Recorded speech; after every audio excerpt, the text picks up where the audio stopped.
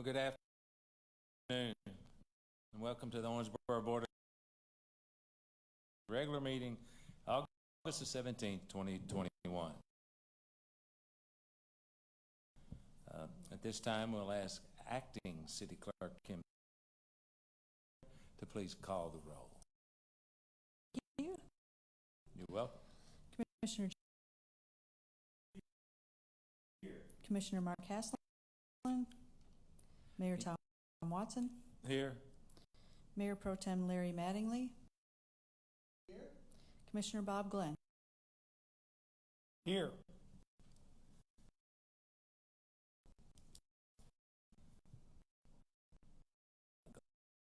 I'll say a word. Okay, at this time we'll go to 4A.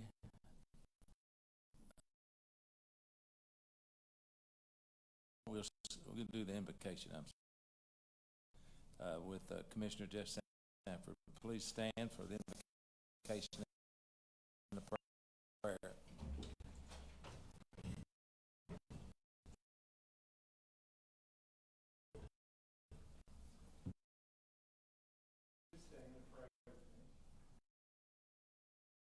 Dear Heavenly Father, we ask you to open our hearts to be filled with love for one another. Open our minds to be wisdom. Please bless our community with your hand during this pandemic. Please let us remember those as elected officials and fill us with your wisdom as we make decisions in this blessed community. These things we pray in your name. Amen. I pledge allegiance to the flag of the United States of America and to the republic which it stands under God, indivisible,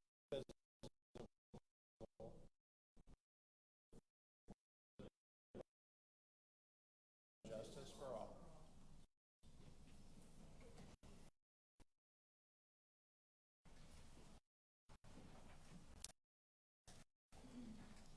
Thank you. Item 4A. Consider the approval of minutes of July the 20th, 2021. I'll make a motion to approve.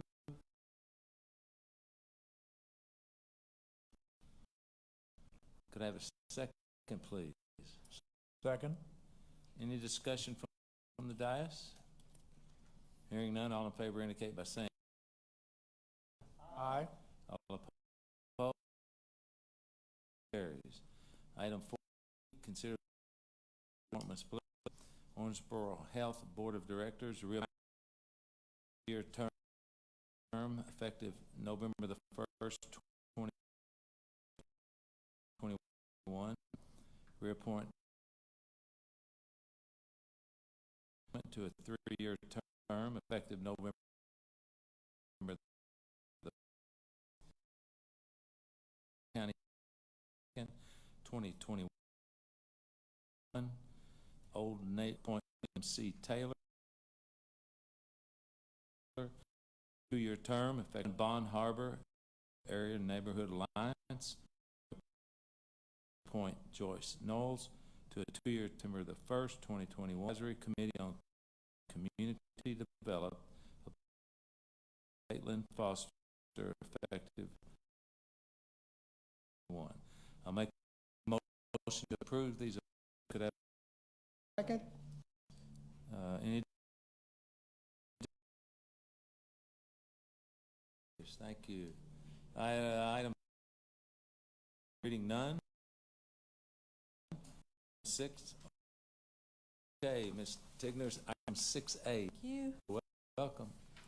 Ordinance 11-21, an ordinance closing a street right of right-of-way located north of 2211 West 2nd Street in the city of Owensboro, Kentucky, at the request of Daniel Roberts, Owensboro Self-Storage LLC, introduced and publicly read this the 17th day of August, 2021. Thank you. City Manager, would you like to share some knowledge with us? First one's West Street, West Railroad. All these adjoining properties have provided signs. The section of street it ends into the railroad, so there's no information perspective. Look at the screens in front of you, can see in red is the area. You can see that black line is the railroad track, so it dead ends into the tracks there. Okay. I wonder how many self-storage units there are in Owensboro. I don't know that we have a count, but it seems like a bunch, no doubt. Yeah, that whole property there on JR that used to be the Adams. 25th.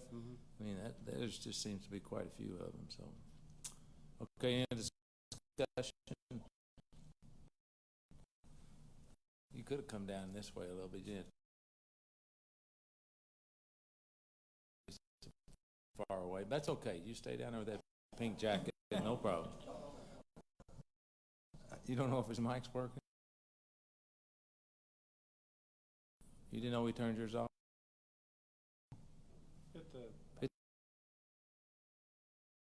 It's red. Okay, any other discussion? Okay, hearing none, thank you. Ms. Tigner's item. Ordinance 12, 2021. An ordinance levying ad valorem taxes for municipal services for the fiscal year commencing 1st, 2021, June 30th, 2022, at the rate of 26.40 cents of assessed valuation of real property, 33.02 cents per, and 30.30 cents per $100 of assessed bills, and providing for the collection and apportionment of same. This the 17th day of August, 2020. This is first reading of an ordinance setting 3 different property tax rates for the year. The largest revenue and property, as it's called. We propose no change rate from last year, continuing with the rate of inflation. With this rate, property assessed at $100,000 would pay property taxes to the vehicle rate,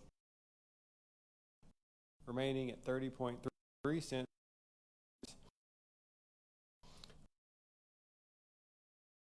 Includes a rate of 33.02 per $100 based on property rate.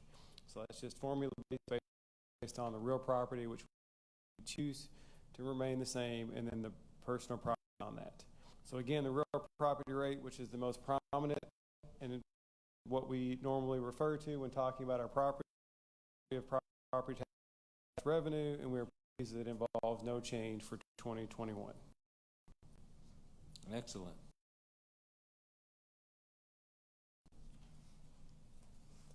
Thank you. Item 6C, Ms. Tigner.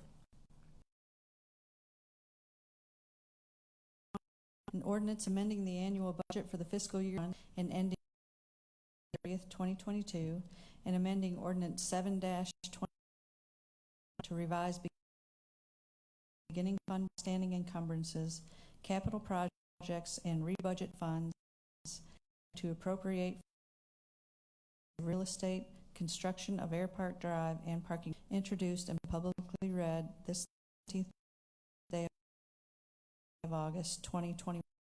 Thank you. Here, this reading of a typical carryover budget amendment.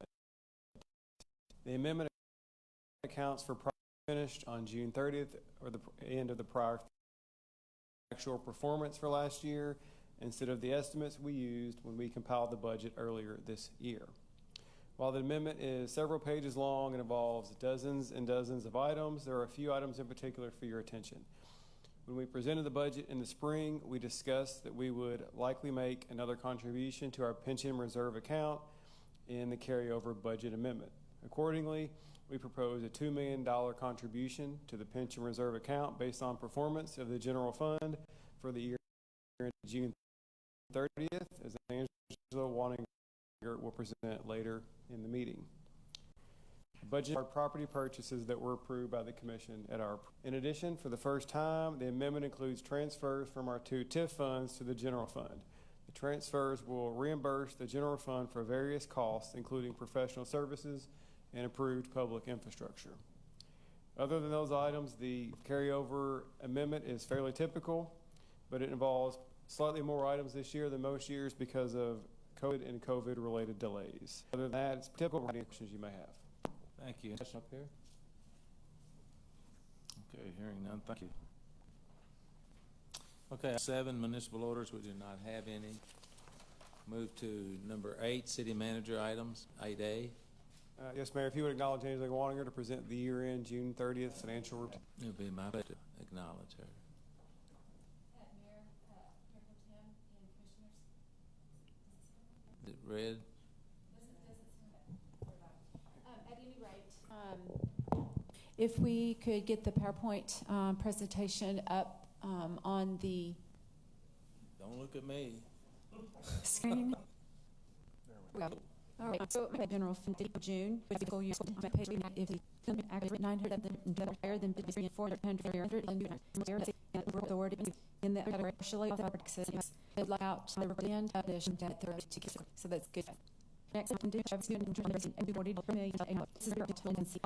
license revenue. Share with you that I have a couple of extra slides to on and nothing.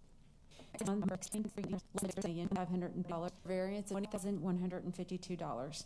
This is primarily due to savings in personnel services, offset by timing, capital, and outside services.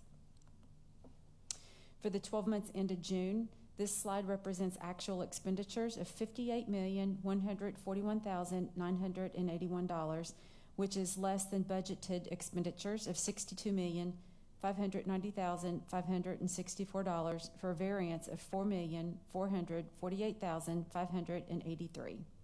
This variance is primarily due to savings in personnel services and timing and capital maintenance. And I would like to share with you in the viewing audience, the savings in our personnel services is $2,181,254. That's just due to unfilled positions and vacancies. So it's a significant savings there in our general fund budget. Our next slide is our trending slide that reflects the revenues and expenses as being cyclical on a monthly basis. Again, some months outpace our expenses due to tax collections, and that will be reflected by the green bar being higher than the red bar. And in some months, expenses exceed revenues. In warmer months, when outdoor maintenance and parks are in full swing. So as you can see in the month of June, our expenses exceeded our revenues quite a bit. So, however, our budget expects that and plans for that. So that's an expected variance there. It should be noted that timing, due to a variety of reasons, COVID mainly, can affect when monthly activity is reflected as well. Now our next slides are going to be the additional new slides. This slide, I realize is rather flat, but I just wanted to report and demonstrate to the commission and to our viewing audience, due to it being year end, this chart demonstrates the growth in our occupational payroll withholding, as well as reporting that this is a record year for occupational payroll withholding. So I know it's small at the bottom in green. You can see the dollars. In 17-18, we go from 17.9 million to 20.2 million in 2021. So you can see by year, you can see the dollars and you can see the percents of the increase for each year. So I just think that resonates well for us, especially in the midst of COVID. Yeah, and you can thank our business community for that, can't you? Yes, Not amen, anything Mayor. we did, but it's our business community, Yes, right? yes, they persevered and they were creative and they pulled through for us. Yes. So it said the diverse economy, it just did well. You know, also though, due to the commission doing the restaurant and bar grants, doing the waiver for the ABC license renewals that was waived. Right. There's several things that you know that we did to help the business community, but in turn, like you said, Mayor, that they were creative and persevered.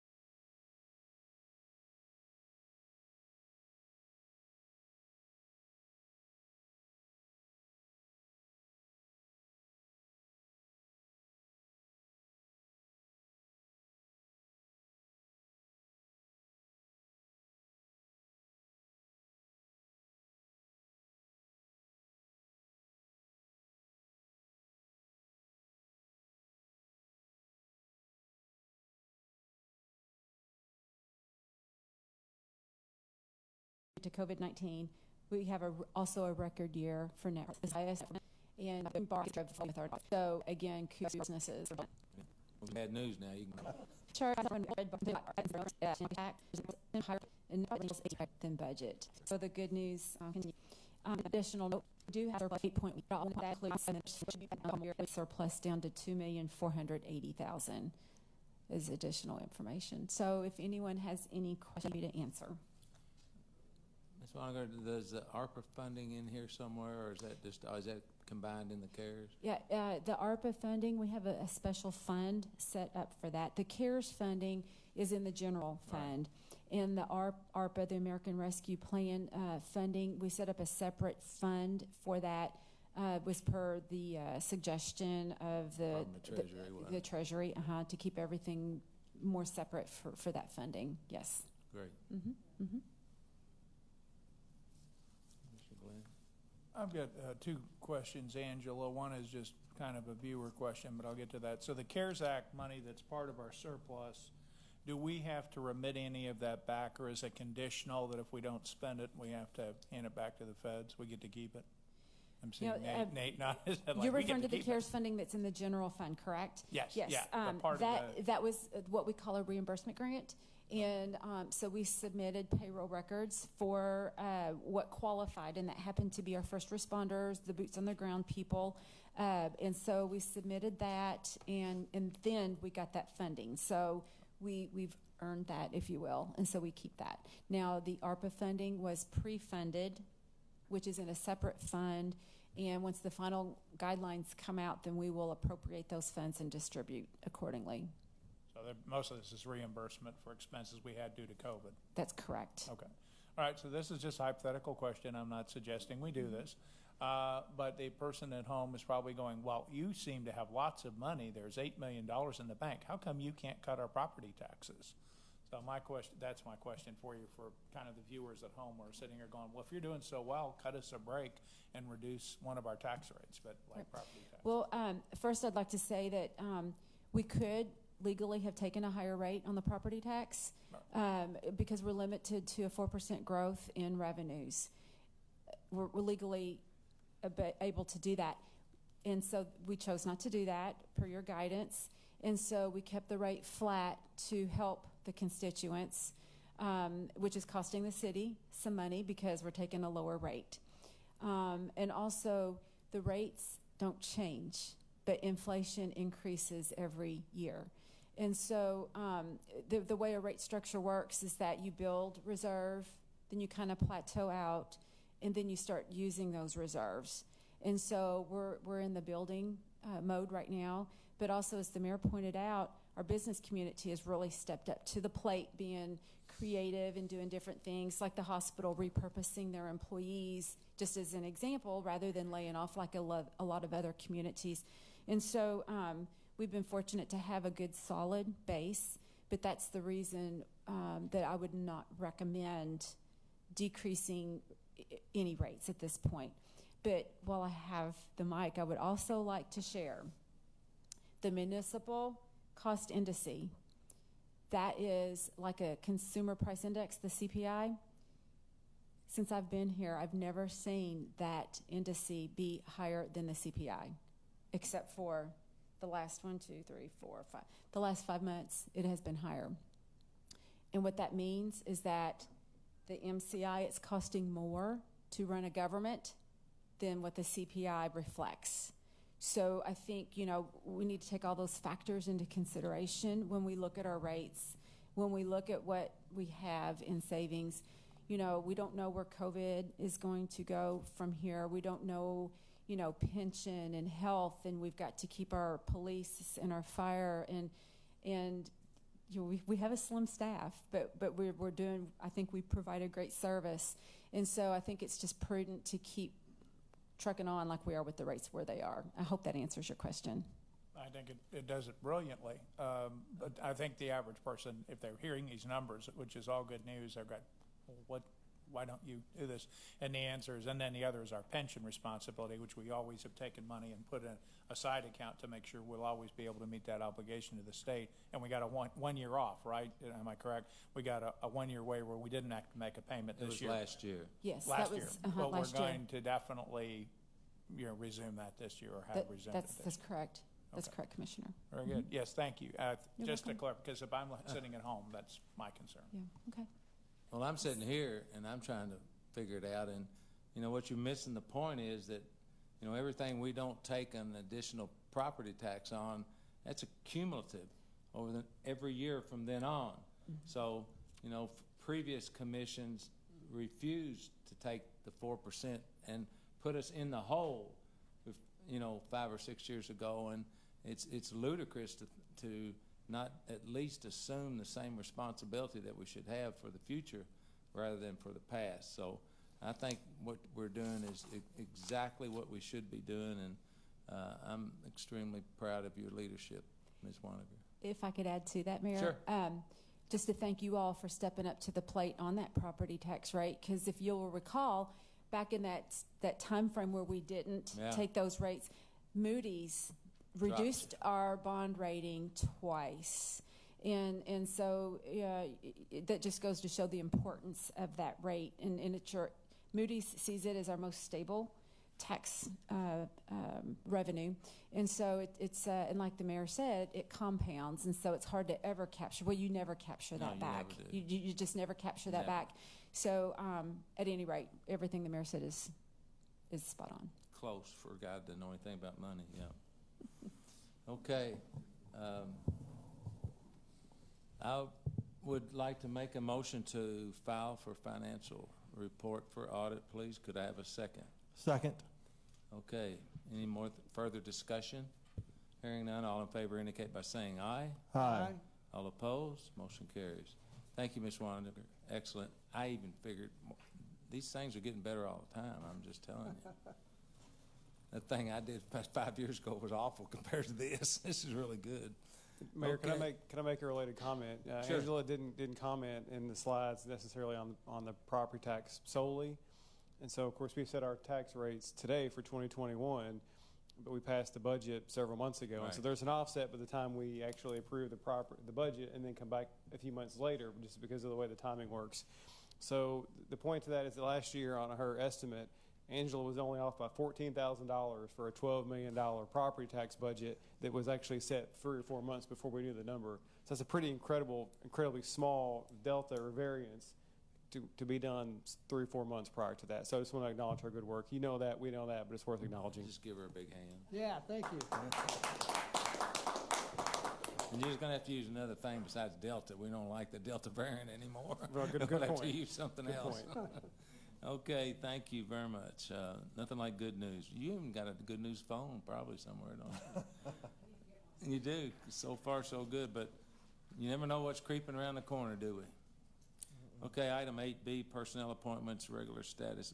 City manager, please. Just one tonight, Mayor. Karen Yoakum, regular full-time, non-civil service appointment to secretary with the police department effective August 31st. I make a motion to approve. Second. Any discussion? Hearing none. All in favor indicate by saying aye. Aye. All opposed, motion carries. Thank you. City manager, you have any other comment? One other comment. I think it was erroneously reported in the media today that the public meeting for the state transportation cabinet is hosting for Fairview Drive improvements is this Thursday. Not this Thursday. It is actually next Thursday, August 26th. Elementary from 6 to 8 p.m. So just want to correct that. I think there's going to be a correction tomorrow, but in case anybody saw that, point out it is next Thursday, not this. It's not one of these outer loop things, is it? No, so this is for improvements to Fairview. The state's looking to make improvements from the intersection of 54 up to Fairview and Settles. Mm-hmm. Okay, that's going the other way, right? Correct. Okay, thank you.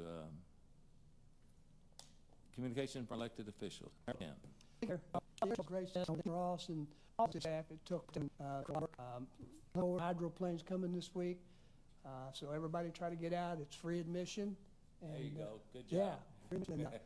You're going to see something that a lot of people's hasn't seen hydroplanes like this before. So anyway, everybody try to come out, and see you then. Thank you. You want to introduce?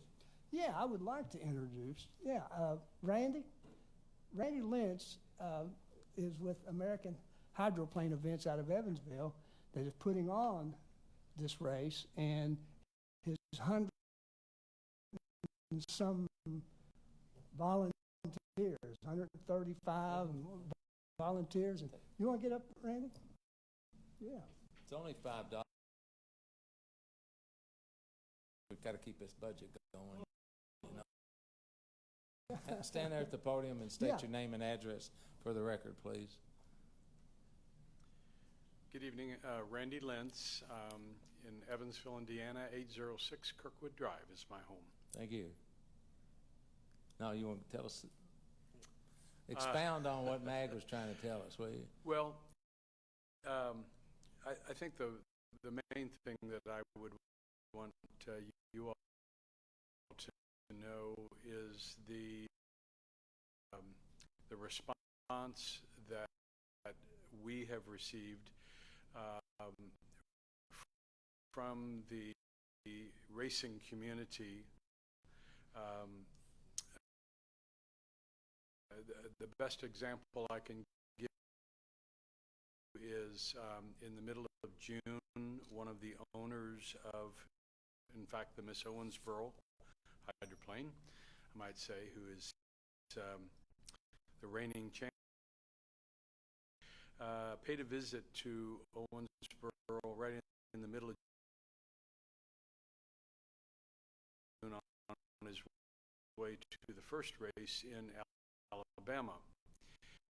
And we had lunch on the riverfront, and then I asked him to, let's go out to the railing out there, walk through the grass and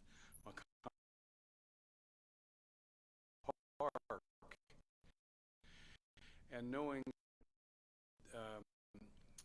he's been a champion owner for over 50 years, and has raced in Seattle, Detroit, San Diego, Miami, places like that.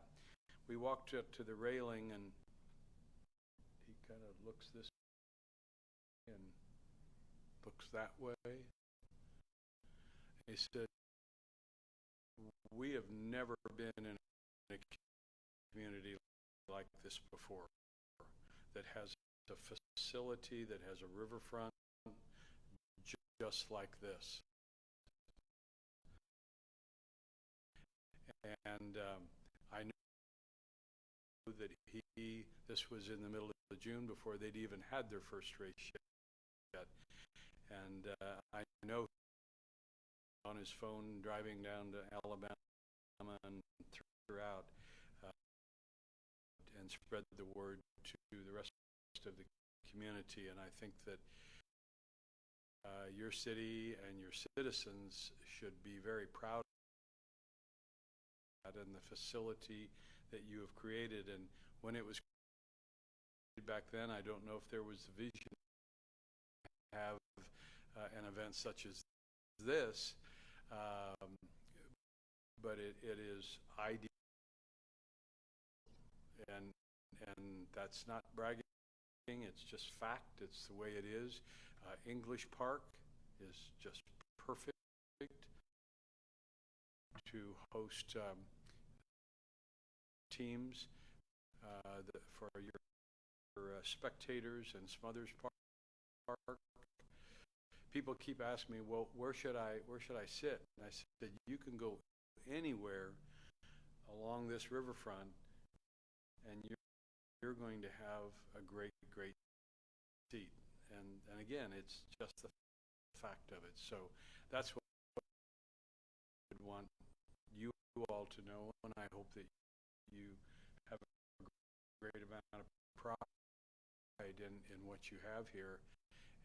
And I too that been spending quite a bit of time here.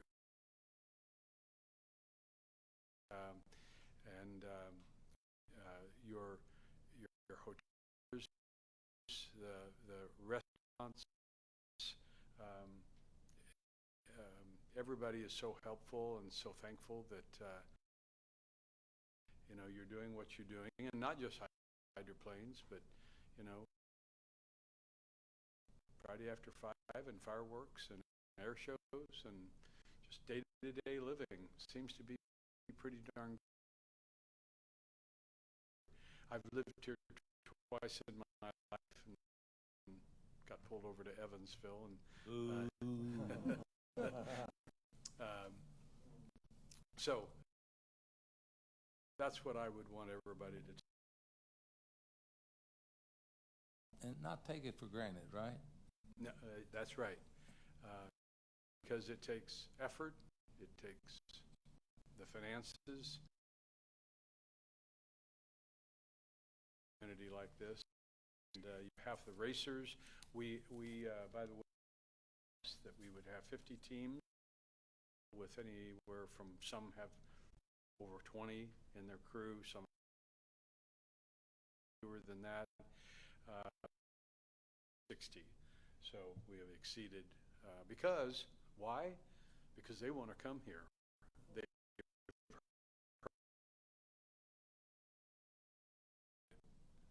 They've seen. Mr. Glenn.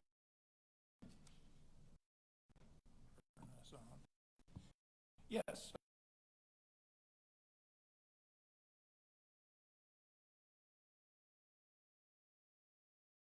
I echo what Commissioner Magling. To that end, Commissioner Magling and bringing the hydroplane races to Owensboro, you've done an excellent. I hope it'll be a great weekend, but you've done great work.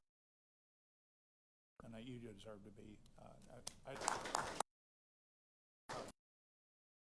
A couple of things. Pam Smith, right? We had a meeting canceled, need a work session. She has her Pay It Forward initiative each 16. Obviously, we're a day late in a couple of places. Do want to emphasize the idea of trying to do a small act of kindness for others. It never goes out of style. It's really not driven, so I think it's appropriate to bring it up here. And somebody mow their lawn, or the street, or whatever they might need. That pistolette, it shows our kindness, it shows our concern. I got at 4:30 in the morning, and he is just awesome. And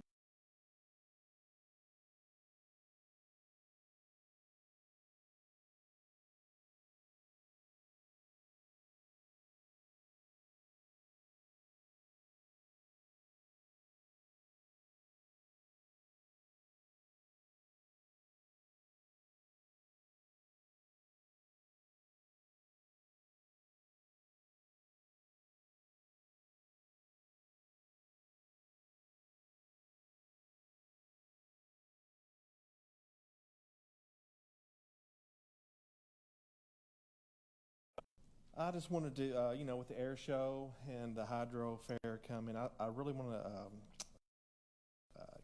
give my thanks to the police, the fire, the street department. They do such a good job getting it ready, cleaning it up, getting it ready, and I really want to thank them.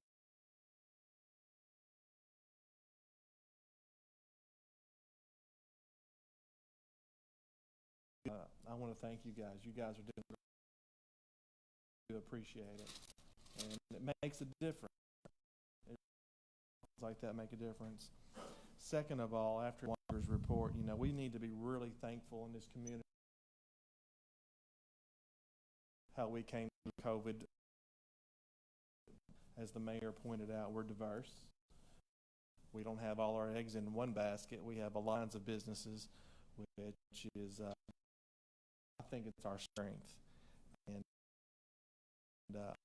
I'm very thankful for that, and the numbers actually show. And we all know there's a shortage of workers, and to mention, you know, if a lot of these and waiters have double the table, be patient with them and find people to work. And they're all working hard. Like I said, just be patient, and hopefully soon we'll get back to some of these businesses and working again. But anyway, it's from everything I heard, good news, and I think we should all be thankful to live in, because there's a lot of communities out here that are not as. So that's it, Mayor. Thank you. You're welcome. Right implement was not right around in downtown, and so I didn't have to walk all over the place. I was down Friday morning, and I kept running into Dave Lopez Works, Stephen. Forgot, I don't know where, but he's got a crew down. I was down there. It was like 6:30.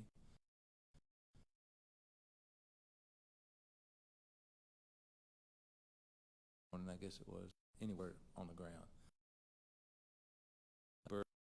And because I spent the whole weekend, people that couldn't get around very well down to the river, and every one of them kept saying, you know, this is so clean, it's so nice here. And Stephen, you need to make sure Dave and his bunch, you know, buy him a hamburger. Take some of that big check you give him a hamburger, because I tell you what, that what's her name? Lady that works, the girl, young lady that works with him. I can't remember her name. Dave wrote it for me, but Dave likes it here so well. He bought a house here, and I don't know what we do without him. But every time I went down, and it's really amazing to see somebody putting that police, fire, and getting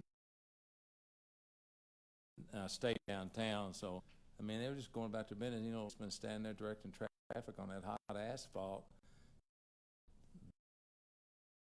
and all that other stuff. And yeah, come on, turn left. It's should be very proud of them. I am, and most everybody that spend some time with the Blue. One of the best communities. They do 31 years. So home a bunch. We had 50 ground crews and all that. And probably drove up from Pensacola because they had been here before and they knew what they were going to get in Owensboro, and they stayed down there the whole time. And Hurricane Nate. No, it was Hurricane Fred. They, it kind of was. It looked like it was a cola turned away, but I mean, not much fun being mayor. But boy, it was a lot of fun because everybody was been pent up in the basement and all that stuff. It's team effort. That's what I just kept telling everybody.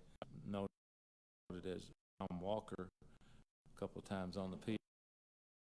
This was Owensville. So other than that, we did get them straightened out about that, but they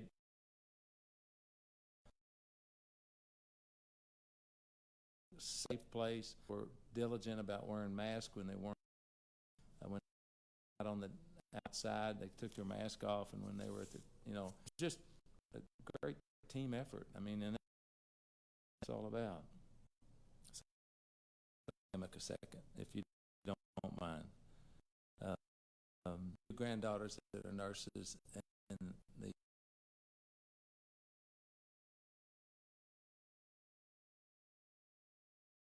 8 or 10 or 12 in the morning, and then she didn't post sharing, but I just want to share a couple of little paragraphs in it. These girls, 23 years old, just became bachelors of science, nurse, and straight.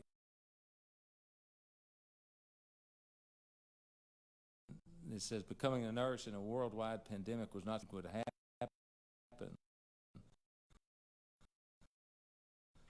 This just how tough it's been, and you know, you take a job like city manager and you think it's great, but you don't anticipate to deal with a mayor like and other things. But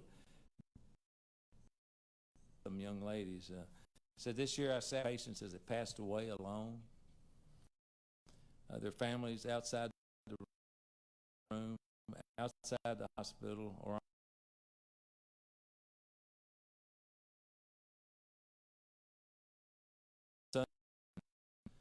put on an N90 mask to say brave and strong enough to do it to their family before being placed on a vent. Because I know that might be their last words, communicate. Some they would be okay not knowing if I was out loud. So that's just a short, I've read this 25 times, and at least 25 times. I cried the whole thing because I don't want to. Nurses, and of respiratory therapists sat with family, decided it was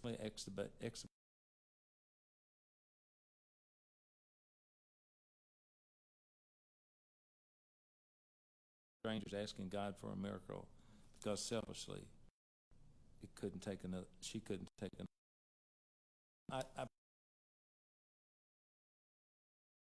be a downer, but I can't to if you can do it. And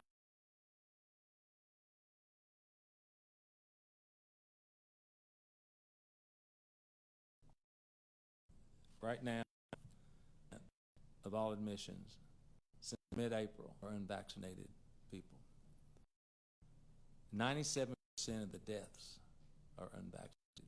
84% that had to be intubated and got on a vent are unvaccinated people. We got 35 now. Averaging age is 27, 20. I know it's a personal decision. I know there's probably 43, 44% take a flu shot. But we're going to have to live with it. We got Delta, Lambda's behind it. Probably go through the finish with this thing. So I just heart take the shot. I'm pretty sure probably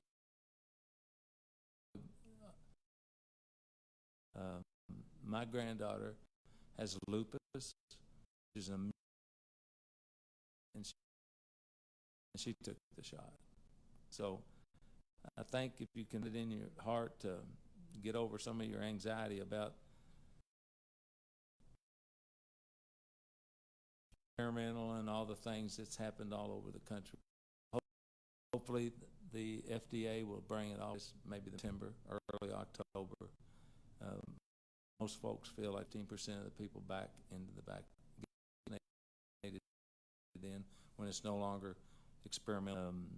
I don't know why they have it now because it's long, but keep encouraging people. Oh, I've been with big corporations, all these people that we sell people from home.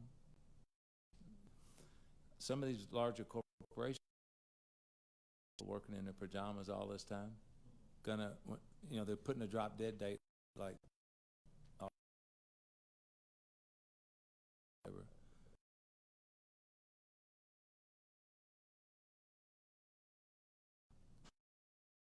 mandates, free society, and the book says we have free will. Sometimes we just understand what the book meant by that, but if you've got something and haven't talked with their physician, And you can talk to some nurses that have been living this for the last 8 months. And I know when you graduate from college, a lot of you don't anticipate the worst thing in your life for the 18 months. You figure excitement. It's beat them down. So I appreciate you letting me share that. I think, but we're only going to get better when we learn to live with this virus. With it. So thank you for letting me share a little bit. Hey, open public forum. Anybody would like to speak? Welcome to go to the mic, state your name and record. It has something to do with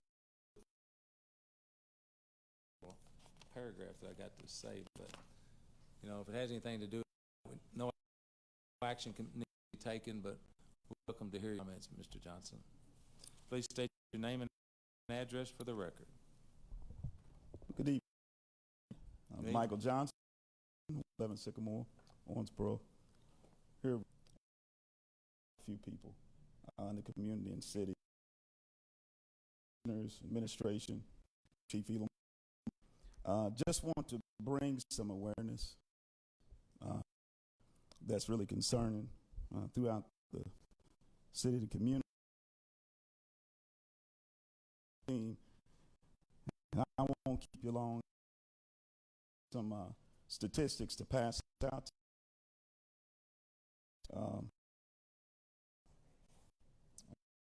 So you can look at some statistics.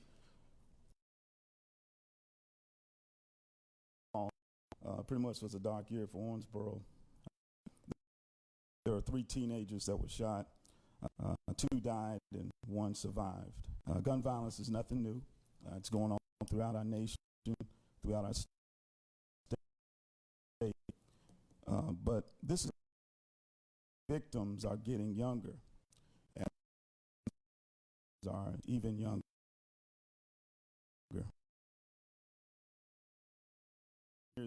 17 years old. More. Police department does the best they can. I see them all the time. Great people can, but they do everything. You know, they need help. They need help desperately from the community, from everybody, educational system, school system. Just recently, in the past weeks or months, also drive by. How these are some of the things that are going on, and the individuals that were shot and stabbed and whatnot. It okay. They houses and whatnot. No one, the Lord, no one lost their lives. But we have to do all we can, work together and combat violence. A group of faith leaders and myself gathered together in the month of June. We decided 30 days for our city. Now, we did this as a commitment. We were serious.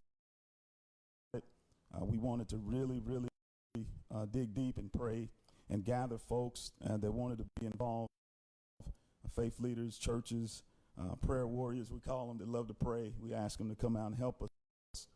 And they showed up.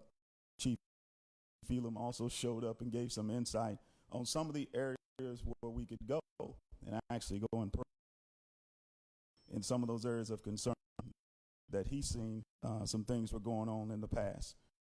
We did that for 30. Every day at 6 p.m. we went to those areas and prayed. And it was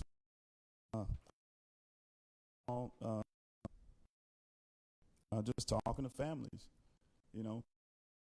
Relationship, which is so key in the community.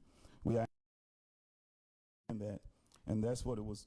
We saw praying specifically to break mental illness, drug addiction. Some of the issues that we see all the time. Only Owensboro, this is everywhere. I got friends all over the place, you know, that these things are going on. Be on the lookout. You know, you may see these things, you know, because it's, you know, times changing. You know, we went through the pandemic, everything down, but now we're through these things happening again. So it's a trend that goes on, okay? And throughout those 30, from June 1st to July the 20th, 8,500 folks praying, you know, and that was tremendous. You know, that it was great, you know, for those 30 days, real. And so we saw when we came together, things happen. I'll say this. It's critical that we to create and foster opportunities for our youth, because we know a young person deserves, and we have to be fully committed and invested in educating underserved youth. The foundation for success, something we have to do as collective. Invested in youth, especially under secondary education and workforce development, as well as investments in organizations that provide much needed support systems. For this is something that is near my heart. Everybody in here loves Owensboro. You work here, you know, you provide, strive and be the best you can be economically. Area of Owensboro can really continue to build, but when we see things, we say, okay, there's more work we need to do in the social, as we infrastructure, that social really looked at.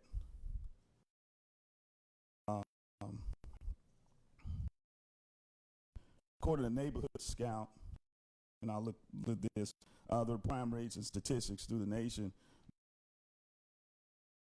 of residents, Owensboro has one of the highest crime rates in America compared to all from smallest towns to the very one's chance of being a victim of violent or property here is 1 in 23. Look at one more I have here, and like I said, I'll give you all the data so you can look at it. A child in Kentucky is abused or neglected 32 minutes. A child born in poverty every 44 minutes dies before his birth every day. A child in Kentucky is killed by gunfire, gun violence every week. That's in the state of Kentucky.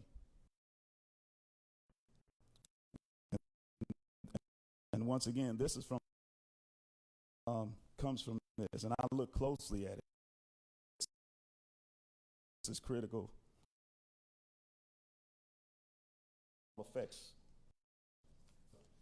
It affects some of us right now, but it will eventually, as time continue to grow. As I've been in bigger cities, we need to look at, you know, as a whole. And I was to hear Nate Pagan mention safety within the budget was one of the focus. It boasted of a $131 million budget.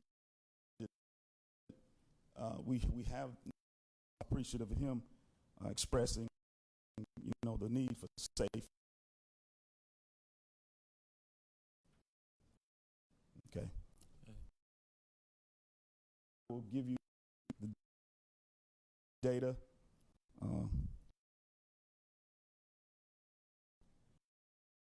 Kind of one question, you know, I've helped recruit positions. It seems like, from what I can tell, that a large majority of this crime is between people that know each other in our community, rather than outside people.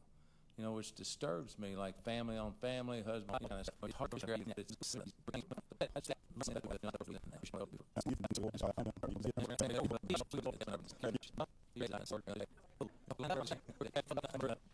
Aye.